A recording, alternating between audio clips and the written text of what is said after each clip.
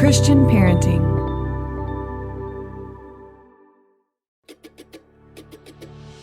Marriage is the foundation of our families. When our marriage is strong, our families are strong. And when our marriage is struggling, our families struggle too.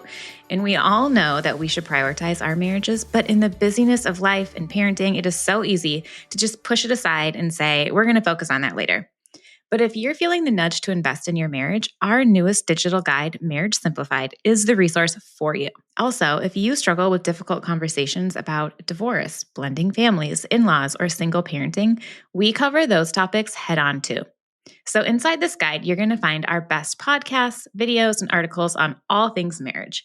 You're also going to find conversation guides and discussion questions for your spouse and your kids. And the best part is, since this guide is digital, you can download it straight to your phone or computer and search through resources whenever you need.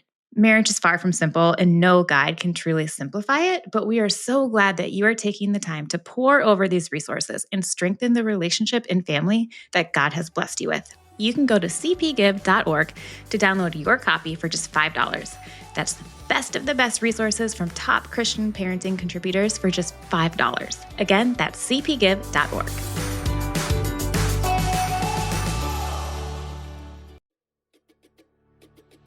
Hey friends, welcome back to the Christian Parenting Podcast. I am so glad that you're here today. Today's episode is extra special for me because it kind of feels like a full circle moment. Back in college, when my faith was reignited and I was just so excited about Jesus, I picked up The Case for Christ by Lee Strobel and I was hooked. It answered so many of my questions and questions that I didn't even know that I had, and helped me lay a solid foundation for my walk with the Lord. So to sit down with Lee for this conversation was just an absolute joy. In this episode, Lee shares his really incredible journey from atheism to Christianity, and then he invites us into a deeper understanding of the supernatural side of our faith. His newest book is called Seeing the Supernatural, and he spent years researching and investigating the supernatural world from a biblical worldview. So we talk about miracles, dreams, near-death experiences, and how these often overlooked moments can actually really strengthen our belief in God. He also brings a strong word for parents on the importance of biblical literacy in our kids and apologetics so that we can raise kids who know and love Jesus and are able to defend their faith. It is so important. It is so good. I know that you're going to be encouraged, so enjoy this episode.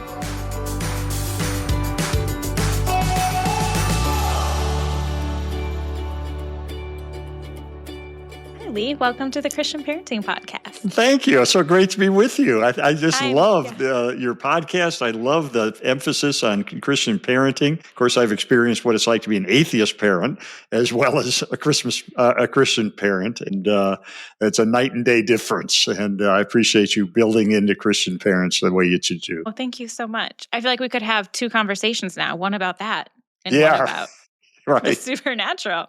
Today we're talking about the supernatural, and I'm really excited about that. But now that you just said that, I'm like, wait, we need to pivot. So you're going to have to come back and talk about that. Whatever. I'd love to do it. Absolutely. Yeah. Well, thank you for being here. I feel like you don't really need that much of an introduction, but I would love for you to tell us about yourself. Tell us what you do. Tell us just a little bit of your story, and then tell us about your family too, because we care about families here at Christian Parenting. Absolutely. Yeah. I mean, my background's in journalism and law. I was legal editor of the Chicago Tribune newspaper, and an atheist, a skeptic most of my life. I tend to be someone who looks at evidence and facts and logic and rationality, and just thought the idea of God and heaven and hell was absurd, a legend. I didn't even take it seriously enough to investigate it. So I met my wife when we were 14 years old, just on a random encounter on a street corner in Chicago. And she went home and told her mom, I met the boy I'm going to marry. And sure enough, we got married. I was 20. She was 19. We just celebrated our 5th wedding anniversary. Oh my goodness. And, congratulations. Thank you. And she was kind of a spiritual, I don't know. I call her agnostic. She just couldn't put the pieces together. And then we moved into a condo in Chicago, and the woman downstairs was a Christian. And she became best friends with Leslie, my wife, shared Jesus with her, took her to church. And then my wife gave me the bad news for an atheist, which is that she'd become a Christian. And the first word that went through my mind was divorce. But then I thought, what if I could liberate her from this cult that she's gotten involved in? So I figured I could use my journalism training and legal training and disprove the resurrection of Jesus. How hard can that be? People don't come back from the dead after 3 days, right? So I thought I could disprove it in a long weekend. And ended up spending 2 years of my life delving into the evidence for God, largely the resurrection of Jesus, because that really is the linchpin of the faith. And finally, on November the 8th of 1981, coming to the conclusion that in light of the avalanche of evidence that points so powerfully toward the truth of Christianity, it would have taken more faith to maintain my atheism than to become a Christian. In other words, the scales just went like that. They just, I realized this is true. And that's when I repented of my sin, received Christ as my forgiver and leader, and my life began to change. My values, my character, my morality, my attitudes, my relationships, my parenting, my marriage. I mean, over time, all these things began to change for the good. And so we have 2 children. Both are in ministry. Son is a PhD in theology, and he's a professor of theology at the Talbot School of Theology at Biola University, teaching future pastors about Jesus. And my daughter, Allison, is a homeschooling expert. She has a website called goodschooling.net, where she helps people get into homeschooling if they think that's the direction they want to go to raise their children. And all my 4 grandchildren, I have 4 grandchildren, 8 ranging in age from 19 to 12. They're all homeschooled. And my daughter is also a novelist. She's written half a dozen novels, fiction, but they all have the gospel woven into them. And her and her husband, who is a seminary graduate, write children's books about God. So we just really enjoy our family. Leslie and I moved to Texas to be near our daughter and her husband, our 2 oldest grandkids. But we see all of them on a regular basis. And it's the joy of our life to see now the grandchildren, one by one, coming to faith in Jesus. Isn't that so amazing? Can you imagine telling yourself before your wife turns to a Christian, like, this is what your future is going to look like? Like, what would you have said?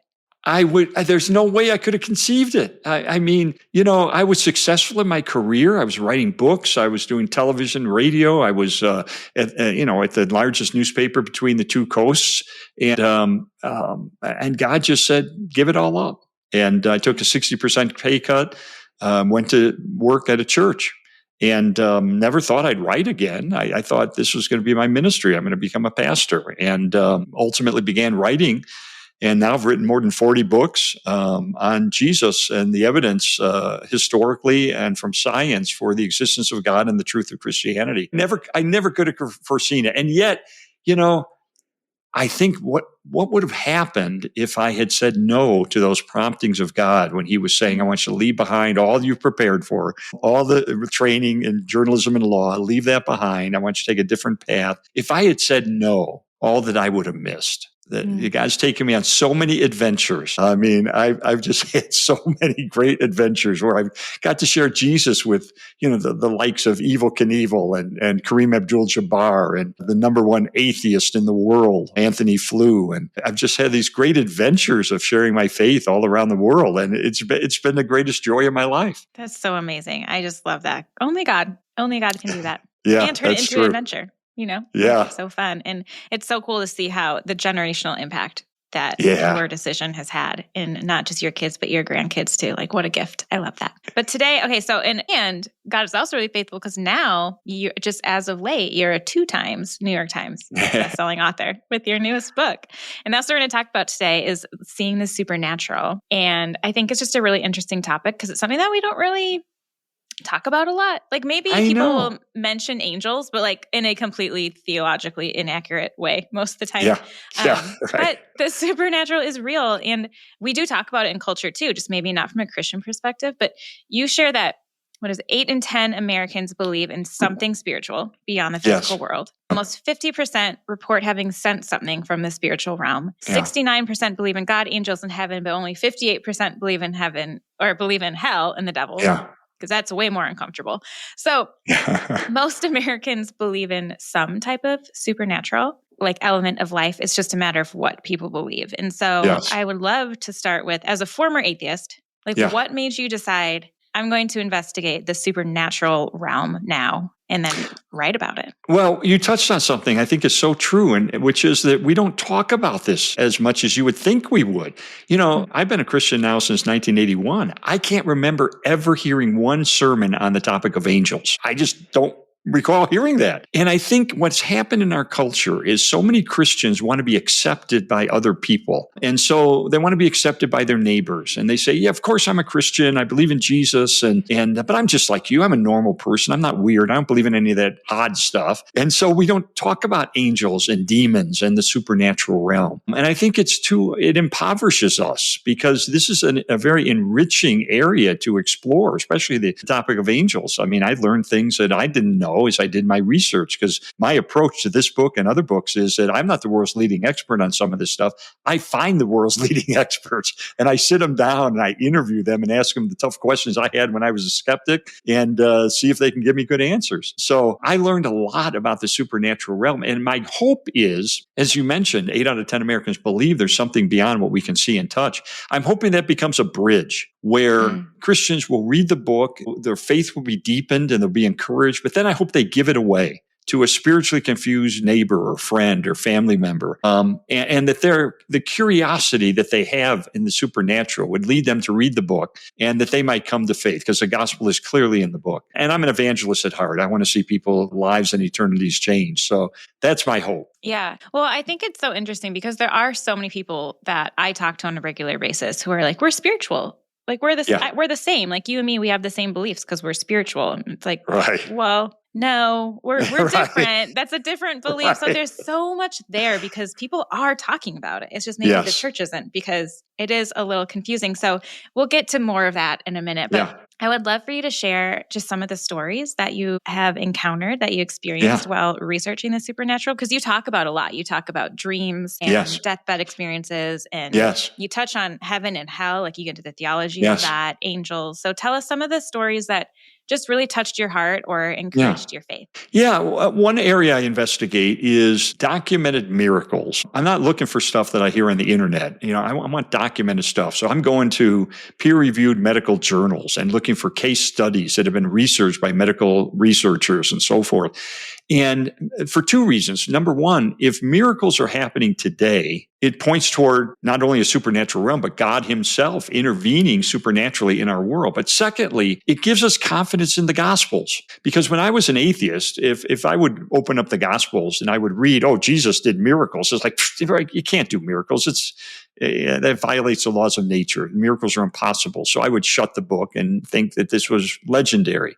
But if miracles are happening today and we can document them, then they could have happened in the first century. So that gives credibility to the Gospels. So I have a chapter on miracles. And one of my favorite stories that I encountered is a woman who was blind with an incurable condition for over a dozen years. She went to a school for the blind. She learned to read Braille. She walked with a white cane, and she married a Baptist pastor. And one night they're getting ready to go to bed, and she's in bed, and he comes over to her and puts his hand on her shoulder, and he begins to pray, and he begins to cry, and he says, Lord, I know you can heal my wife. I know you can do that. And Lord, I pray that you do it tonight. And with that, she opened her eyes to perfect vision. And that vision has remained for 47 years. And she said, I was blind when my husband prayed for me. I opened my eyes to perfect vision. It's a miracle. I can see. And this is a case that had been documented by 4 medical researchers, published as a case study in a medical journal. And what do you do with that? To me, that is clear evidence of a supernatural intervention by God, unless you say at the outset,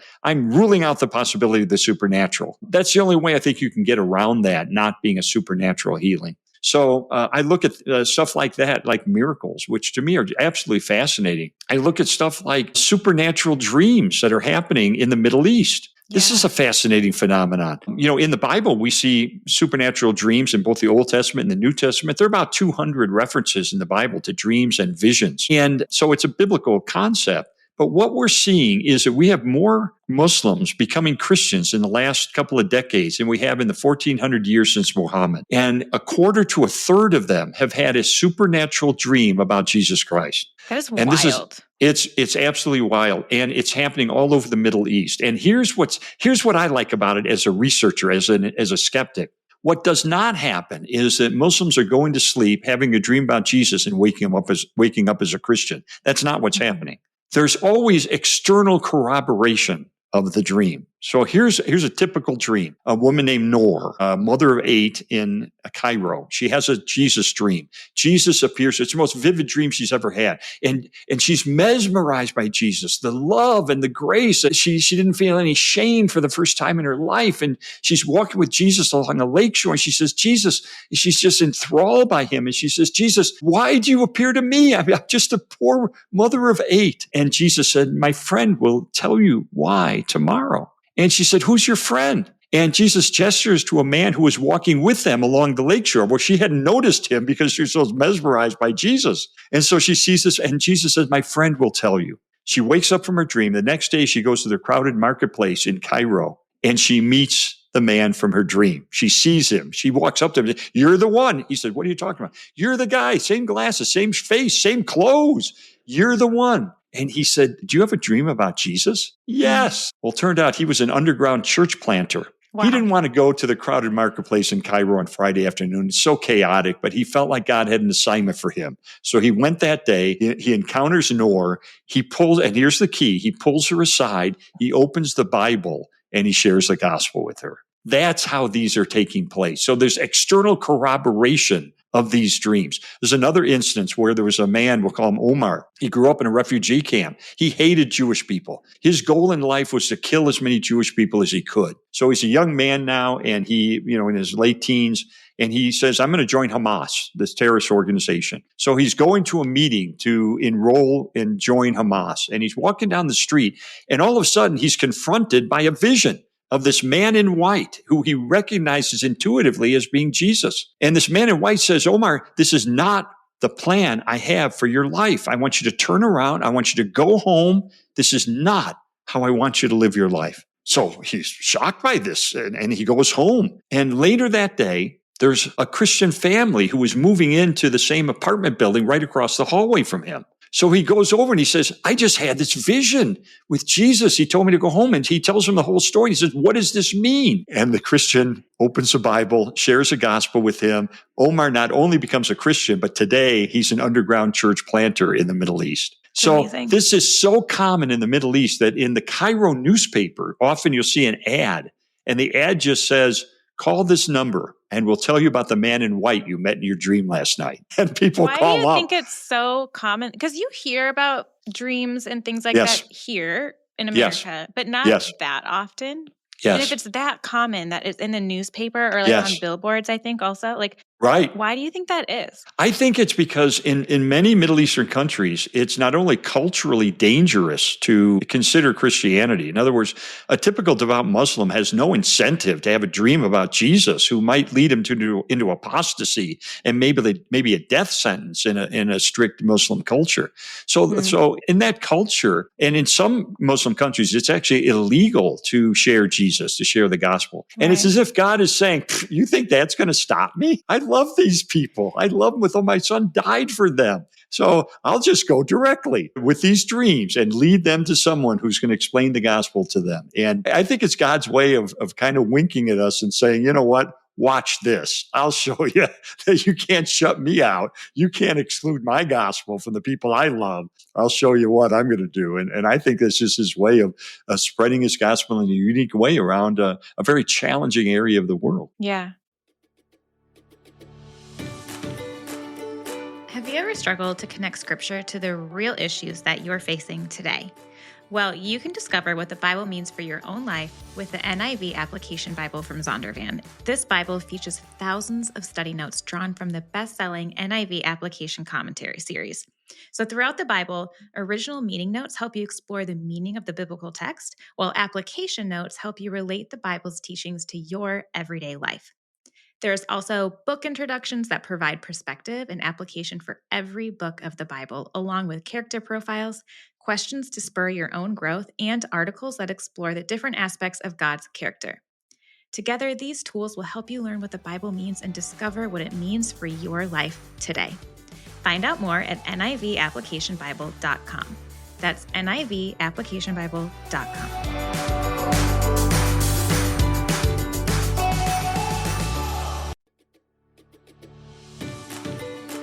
So you guys have probably heard me talk about IXL before, and that is because I truly love it. IXL is an online learning program that enriches your homeschool curriculum or offers a little more support at home that balances your school curriculum. It offers practice in math, English, language arts, science, and social studies.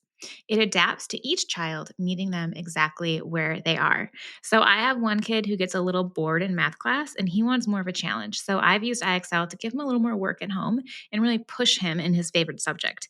And then I have another child who's kind of struggled through some of his math units. And so we use IXL to get him a little more practice before those unit tests so that he feels more confident. And it has seriously been such a helpful tool for our family. IXL is easy to use.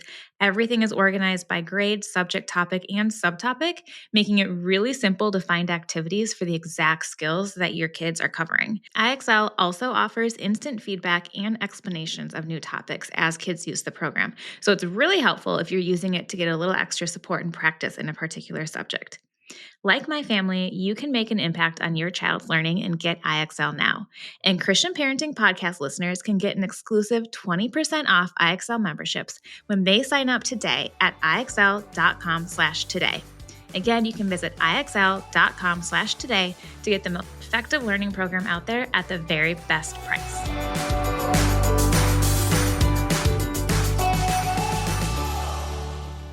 Okay, tell us one more story and then I have more questions. Yeah. But I want to hear one more. Oh gosh, there's so many. There's a guy so named. many. There is. I'll give you another area is near deathbed visions. Mm-hmm. This is fascinating to me. This is a kind of a new area. Now, tens of thousands of these cases have been investigated. This is a very common phenomenon. Now, we see it in the Bible. In Acts chapter 7, Stephen, described as being full of the Holy Spirit, he is about to be killed for his faith, and he looks up and he sees the heavens open up and he sees the Father and the Son in heaven. And so that's a pre-death vision, a vision that someone is going to have right before they die.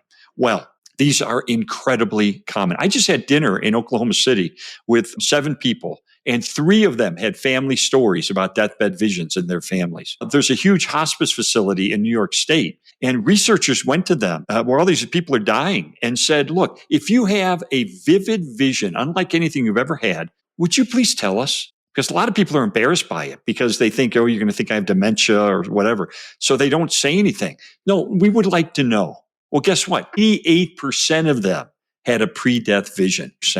And here's the corroboration. Again, I'm looking for corroboration. How do I know this is true? I'll tell you the story about, true story, researched by medical researchers of a woman named Doris. And she was in Memorial Hospital in London, England, dying. She's on her deathbed. She sees, just like Stephen did, heavens open up. She sees angelic beings. She sees her father, who had died several years earlier, who's kind of there to welcome her into the realm to come. And then she gets a puzzled look on her face and she says, wait a minute, what's Vida doing there? Vida's with my father. Why would Vida be there? It doesn't make any sense. And then she died.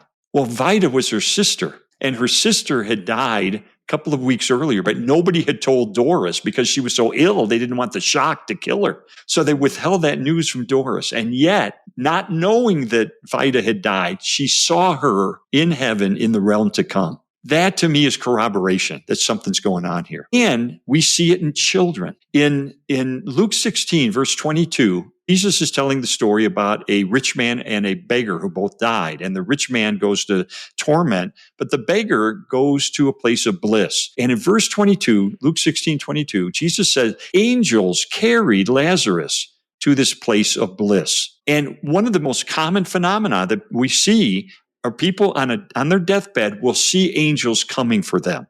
Charles Templeton, the most famous skeptic in Canada, an atheist who wrote an ugly book against God, who did end up coming to faith at the end of his life. And on his deathbed, he said, Madeline, to his wife, do you see them? What are you talking about, Chuck? The angels, they're coming for me. They're in this room. Oh, their singing is so beautiful. I'm going to spend eternity with God. Oh, they're coming for me, Madeline. But here's the corroboration. Children who are dying see angels coming for them in a way that you would not expect. And here's what I mean. For a child, what does an angel look like? A cartoon, right? A caricature. It's big wings, right? These white figures with big wings. Well, the Bible doesn't say that all angels have wings, but children who are dying will often see angels. And you would think if this was just something their subconscious was conjuring up, they would see angels with wings. That's not what they see. So I read a doctoral dissertation by a woman who studied this phenomenon. And she reports the case of a child who was dying. And I don't know, she was 4 or 5 years old. And she said to her mom, Mommy, do you see them? The angels, they're in this room. They're coming for me. Oh, they're so beautiful. Look at their eyes. They're so wonderful. They're coming for me. And her mother didn't want to disappoint her. So she said, oh, well, yeah, I see them. Look at their big wings. And the little girl said, oh, Mommy, you don't have to lie. They don't have big wings. And she went on to describe them in great detail. That to me is a form of corroboration. I think that the fact that these deathbed visions are so common is a form of corroboration. If they only happen once in a blue moon, then an atheist would say, oh, well, every once in a while something weird's going to happen, so that doesn't mean anything. But they are so common that I don't think you can write them off for that reason. And then these children seeing angels not as you would expect them to be seen, but as they really are, which is mostly without wings. Yeah. Both my grandmothers had near-death visions. No and it kidding. gave us so much peace when they described what they were seeing and where they were going. It was truly beautiful to hear them describe what they were seeing. See, isn't that amazing that here we've never met before and you have a story about it. And you know what's interesting about children who are dying? You drop a child off to a daycare center or to a babysitter or something, and they freak out. It's like, I don't want to be alone. I want to be with my parents. And yet so many children who are dying, who have these pre-death visions, are comforting their parents and saying, Mommy, it's okay. I know where I'm going. I met Jesus. I saw a vision of Jesus. He's coming for me. I've seen the angels. It's okay, Mommy. And you see these children who, because of these deathbed visions, have such confidence of where they're going. Yeah. But I think that's fascinating that you've got family stories. And I would encourage your viewers, your next family gathering where you have at Easter or Christmas or whatever, and you have extended family there. See if people have stories about Aunt Beth or Uncle Jim or whatever. When I was doing this research, I said to my wife, I said, man, these pre-death visions are fascinating. She said, honey, don't you remember? My dad and my mom both had pre-death visions. I'd forgotten about it. In fact, her father had seen his sister who had died, and he didn't know she had died. She had died 2 days earlier. Nobody had told him that she had died, and yet he saw her in his pre-death vision, just like the story of Doris I just told you. And this is 20 years ago. I'd forgotten about it. So it's incredibly common. Yeah. Yeah. And they're so powerful. So I would love to hear kind of your thought on how do you explain some of this to kids? Because again, people are talking about this, and people can hear these stories and like, oh, this is the universe doing that, or explain it in not a biblical perspective. Right. So how can parents explain some of these supernatural occurrences, angels, these visions, these dreams from a biblical perspective without fear or confusion? Yeah, I think it's really, really important for our kids to understand that our theology, our doctrine, our beliefs are not based on deathbed visions and near-death experiences and dreams, mystical dreams. They are based on the Bible. Mm-hmm. And so that is our plumb line. And that is what we can trust as being the measure by which we investigate all of these phenomena. Now, for instance, on near-death experiences and deathbed visions, theologians have studied those and say they are entirely consistent with Christian doctrine.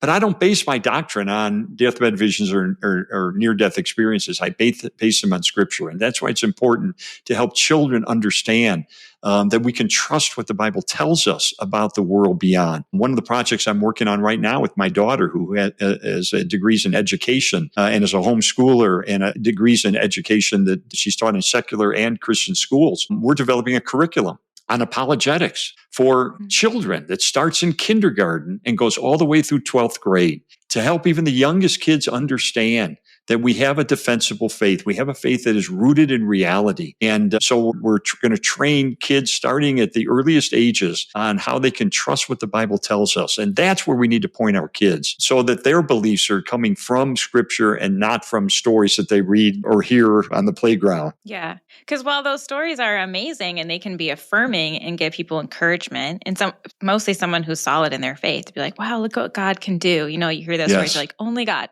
Only God. That's right. Biblical literacy is so important. And I think absolutely it's almost even more important starting at a young age now that our culture is so confused about everything. Yes. Yes, that's exactly true. I was talking to a guy who said that his granddaughter is in kindergarten in a public school, and she was on the playground at recess, and she was getting harassed by the other children because she believes in God. And you believe in fairy tales. You still believe in make believe. These are kindergartners in a public school harassing a little girl because she believes in God. Our children and our grandchildren are going to be challenged in their faith in ways that other generations have not been. We got to be heads up with this. We've got to help our kids from the earliest age to see that our faith is well placed. It's not based on mythology, legend, make believe, or wishful thinking. It is based on a solid foundation of truth. Yeah. Yeah. And what would some of the encouragement be that you have for parents who want to teach their kids those things? Like, where can they start? What can they do? Well, one of the things we've done from the beginning is I've written these books on apologetics, which of course means defending the faith, reasons for why we believe. And I've written a number of books on that topic. But from the beginning, we said we need to help children understand this. And so we've done children's books based on my books. And we've done books for teenagers based on my books. In fact, get this, I got a letter the other day from a woman. She said, my husband in June is going to graduate from seminary. He's going to be a pastor. He became a follower of Jesus at age 7, reading your children's book about the evidence for Christ. And she said, would you please write him a note of encouragement? Oh my gosh, of course. Are you kidding me? This is awesome. Children, most people who come to faith, it's at a young age. Mm-hmm. And so that's why we've done our books that are the Case for Christ for Kids and the student editions and the young readers editions. There's a variety of them that people can rely on and trust to present solid evidence for why we believe what we believe. And there's other things too. Jane Warner Wallace, another former atheist who's written a number of books along these lines. There's other books out there, but I would encourage parents at a young age to help their kids see, when we teach them the Bible, this is important. When we teach them about the Bible, don't just teach them about values. In other words, and this was pointed out to me by a woman who's an apologist. She said, at a lot of Sunday schools, they teach kids values from the Bible. So David, let's look at the story of David. What's the value we want to teach you? It's the value of courage because he fought Goliath. Moses, let's look at the story of Moses. What's the value we learn? Leadership. Well, guess what? Atheists believe in leadership and in courage too. We need to go beyond just teaching vague values. We need to teach our young kids why they can trust the Bible, why it can be the guide for their life. And so, let's go beyond just teaching vague feel-good stories from the Bible. Let's help them understand this is something they can dig their roots into and grow the rest of their life, drawing nutrients from the truth of Scripture. Yeah, because they're going to get questions. Yeah, absolutely. From kids on the playground to people they're in school with to people they work with. This is something I experienced. How do you explain it? Or this is what I believe. Why do you believe what you believe? Exactly. So you can give them that gift of faith young. It is just so powerful. Yeah, so powerful. Absolutely. Yeah. And I love your story too and everything you're doing because I think it is true that most people have their worldview developed by 13. Yeah. Which puts so much pressure on Christian parents because we're like, yes. we have to do all the things and teach them everything and we have to do it perfectly. And we are not about perfection at Christian parenting, but it's true. Like we want to encourage our kids in the faith and teach them apologetics. And we have so many amazing resources now that make it easy to do that. But also everybody's faith is their own and it's never too late. Yeah. It is never too late. One of the great experiences I had was to watch the spiritual transformation of one of the most unlikely candidates, and it was Evel Knievel, who was a great motorcycle daredevil rider, who was a drunkard and was a womanizer and was a gambler and, went to prison for beating up a business associate with a baseball bat. And yet he's on the beach in Florida and God spoke to him on the inside. He said, Lee, it wasn't through my ear, it was through my heart, where God said, Robert, which is his real name, Robert, I've rescued you more times than you'll ever know. Now you need to come to me through my son, Jesus. And he ends up reading my book, The Case for Christ, and he becomes a devout follower of Jesus Christ, 180-degree change in his character. When he was baptized, he told his story with such sincerity and conviction that 700 people got out of their seats, came forward, received Christ, and were baptized on the spot. But what I want to mention about him is his biggest regret, we became friends, and his biggest regret was not coming to faith as a child. He said, Lee, when you talk to parents, when you talk to children, when you talk to teenagers, just tell them the gospel. Plant seeds that can later come to fruition. But he said, my biggest regret is I wasted my life. And yeah, he was this big cultural icon, multimillionaire. He said, Lee, I wasted my life. I could have lived my life for Jesus Christ, and I didn't. And that was his biggest lament. And I just say to parents, we do our best. We make mistakes. We try our best, but we're going to plant seeds. And your kids are going to see things in you that may not bring them to faith tomorrow, but may bloom later in their life when they think back to how you handle situations and how you shared the gospel with them and so forth.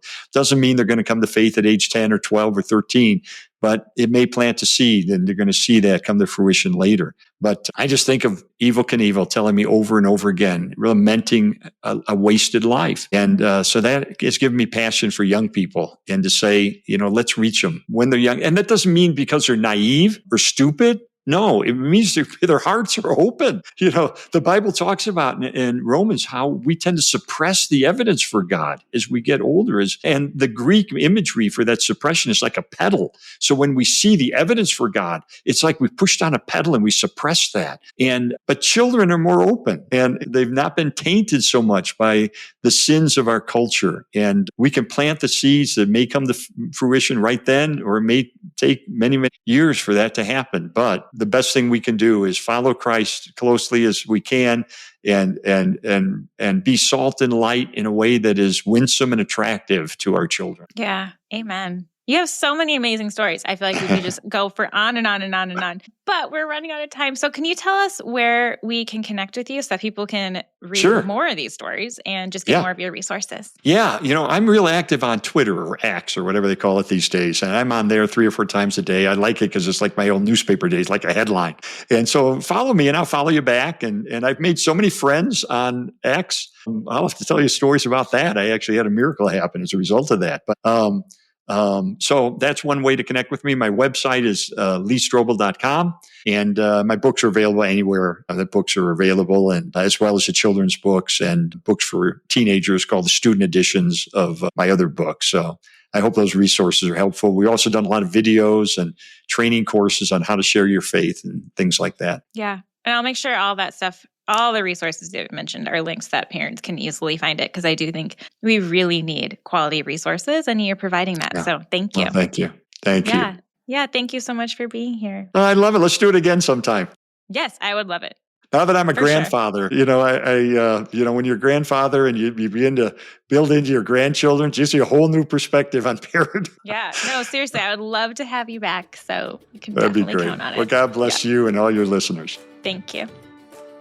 I am still so encouraged by Lee's passion, not just for uncovering truth, but for helping the next generation build a solid, unshakable faith.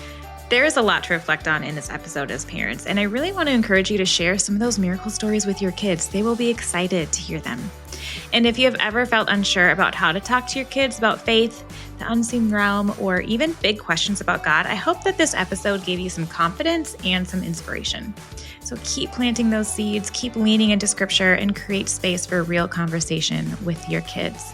And don't forget, I have all of Lee's resources linked in show notes. They're great tools to help strengthen your family's faith journey. So thank you for listening today. And as always, keep pointing your kids to the hope that we have in Christ.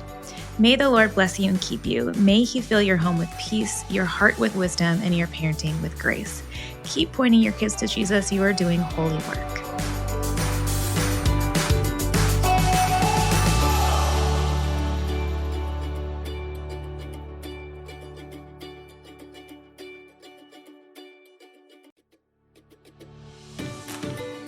I know that you want to raise your kids to know, love, and follow Jesus. But let's be honest, parenting with faith in today's world can feel really overwhelming. And that's why at Christian Parenting, we're here to equip you with the practical tools, encouragement, and biblical wisdom that you need to confidently lead your kids in faith. If you love listening to the Christian Parenting Podcast, and I really hope you do, you won't want to miss our Friday Favorites newsletter. Each week, we're going to send you quick, practical parenting tips, faith-building resources, and encouragement straight to your inbox so you never feel alone on this journey. And here's something special just for podcast listeners. When you sign up today, we'll send you a free copy of our Discipleship Simplified digital guide.